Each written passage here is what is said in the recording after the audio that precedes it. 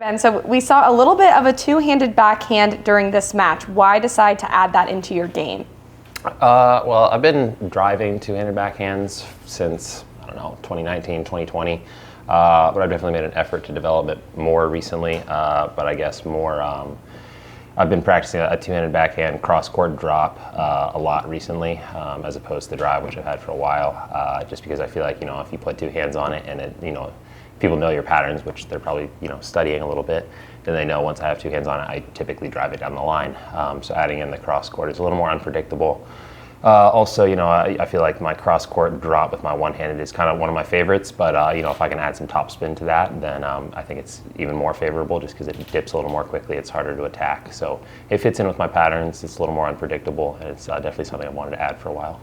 And that two-handed backhand shot is kind of Connor's signature shot. Yeah. Are you taking any notes from him? Honestly, the way he hits it is not very intuitive to me.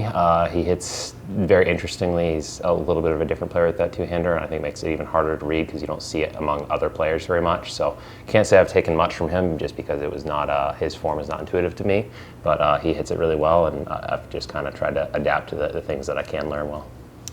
And Connor normally isn't an easy two-match win against anyone. He kept you back a lot during this match.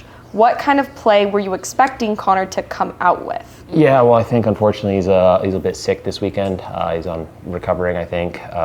So I felt like he didn't play with full energy, didn't apply as much pressure as he usually does. He was not covering the net quite as well as usual. So that's a little unfortunate. You never really want to see it on the other side. Hopefully he's good for this weekend. Hopefully he comes back next tournament as good as ever. But yeah, I just felt like it was a little easier because he wasn't moving as well. Yeah, and have you ever played sick on the tour, and how do you push through? Yeah, on the tour, I'm trying to think.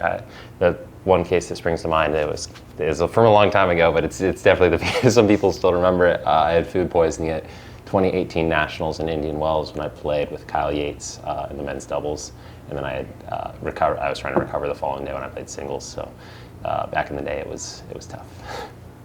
And what is it like playing PPA coming off playing a team event with the MLP? Yeah, I kind of view MLP as, it's fun, and the team competitive format is still competitive, but to me it's a little bit of a break, honestly. The matches are not quite as intense. There's not as much, at stake, basically. You can lose a match and still win the team match, or you can lose a team match and still win the whole thing.